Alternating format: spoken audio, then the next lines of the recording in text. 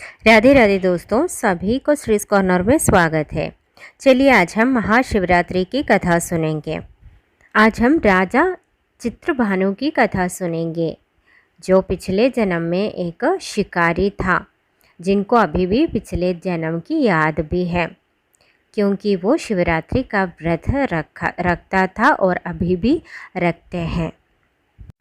पिछले जन्म में उन्होंने अनजाने में शिवरात्रि का व्रत रखा और इस जन्म में वो एक राजा बन गए।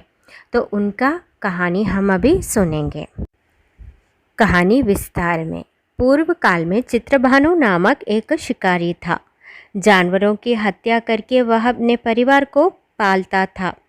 वह एक साहूकार का कर्जदार था, लेकिन उसका ऋण समय पर न चुका सका। क्रोधित साहूकार ने शिकारी को शिवमठ में बंदी बना लिया। संयोग से उस दिन शिवरात्रि थी। शिकारी ध्यान मग्न होकर शिव संबंधी धार्मिक बातें सुनता रहा। चतुर्दशी को उसने शिवरात्रि व्रत की कथा भी सुनी।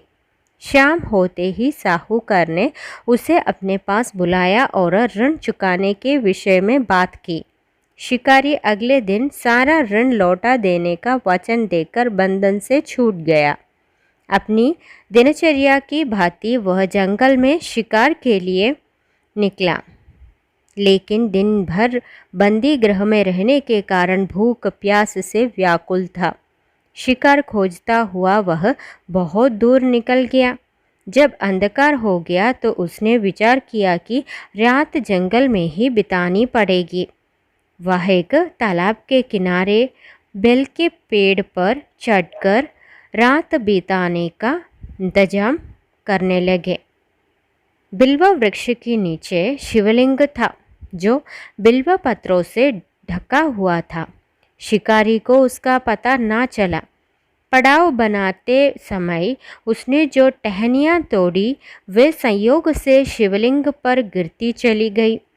इस प्रकार दिन भर भूखे प्यासे शिकारी का व्रत भी हो गया और शिवलिंग पर बिल्व पत्र भी चढ़ गए। एक पहर रात्रि बीत गए। एक गर्भिणी हिरणी तालाब पर पानी पीने पहुँचे। शिकारी ने धनुष पर तीर चढ़ाकर ज्यों ही प्रत्यंचा खींची। हिरणी बोली, मैं गर्भिणी हूँ, शीघ्र ही प्रसव करूँगी। तुम एक साथ दो जीवों की हत्या करोगे, जो ठीक नहीं है। मैं बच्चे को जन्म देकर शीघ्र ही तुम्हारे समक्ष प्रस्तुत हो जाऊंगी, तब मार लेना। शिकारी ने प्रत्यंचा ढीली कर दी और हिरणी जंगली झाड़ियों में लुप्त हो गई। प्रत्यंचा चढ़ाने तथा ढीली करने के वक्त कुछ बिल्व पत्र अनायास ही टूटकर शिवलिंग पर गिर गए। इस प्रकार उससे अनजाने में ही प्रथम प्रहर का पूजन भी संपन्न हो गया। कुछ ही देर बाद एक और हिरणी उधर से निकली। शिकारी की प्रसन्नता का ठिकाना ही ना रहा।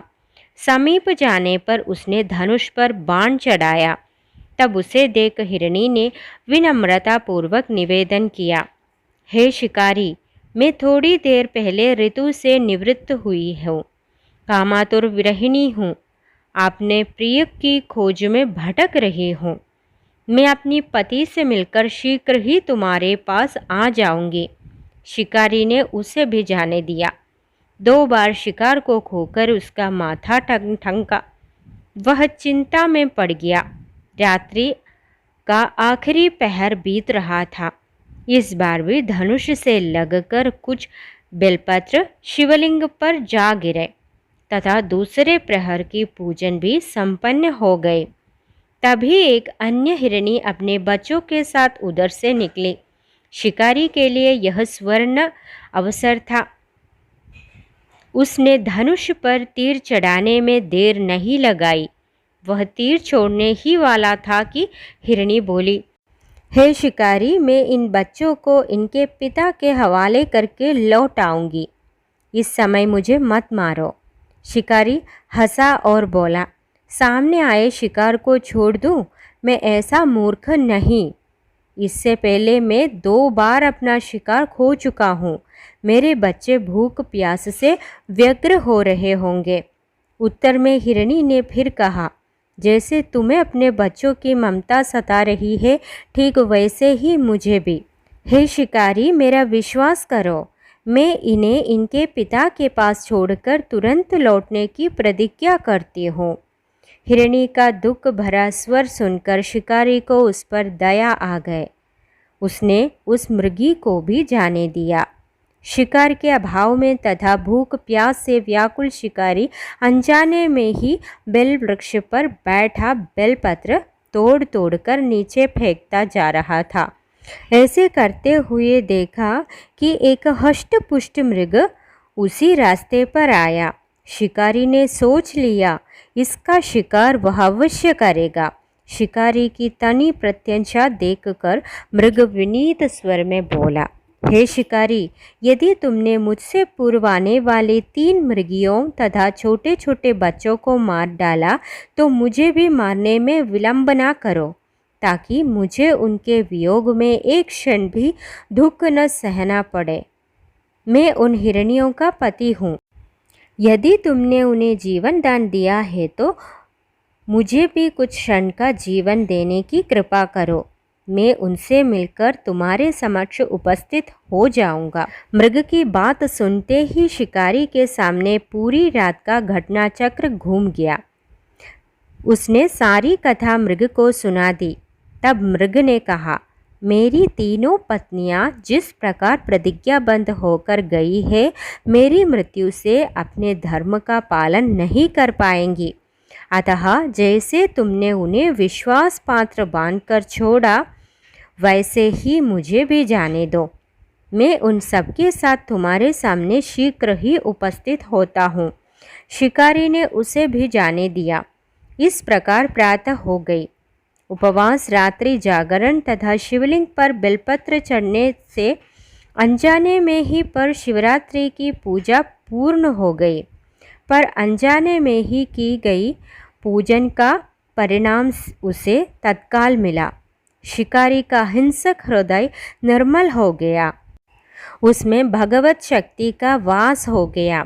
थोड़ी ही देर बाद वह मृग सपरिवार शिकारी के समक्ष उपस्थित हो गया, ताकि वह उनका शिकार कर सके। किंतु जंगली पशुओं की ऐसी सत्यता, सात्विकता एवं सामूहिक प्रेम भावना देखकर शिकारी को बड़ी ग्लानि हुई। उसने मृग परिवार को जीवन दान दे दिया।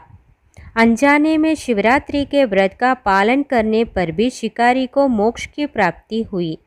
जब मृत्यु काल में यमदूत उसके जीवन को ले जाने आए तो शिवगणों ने उन्हें वापस भेज दिया था तथा शिकारी को शिवलोक ले गए। शिवजी की कृपा से ही अपने इस जन्म में राजा चित्रभानु अपने पिछले जन्म को याद रख पाए तथा महाशिवरात्रि के महत्व को जानकर उसका अगले जन्म में भी पालन कर पाए। अनजाने में किए गए शिवरात्रि व्रत का भी फल भगवान ने दे दिए, क्योंकि वो दयालु बन गए थे। तो ये पौराणिक कथा सभी को पसंद आए करके उम्मीद करती हूँ। सभी को शिवरात्रि की हार्दिक शुभकामनाएं। अगले वीडियो पर मिलेंगे, तब तक के लिए सभी को राधे राधे।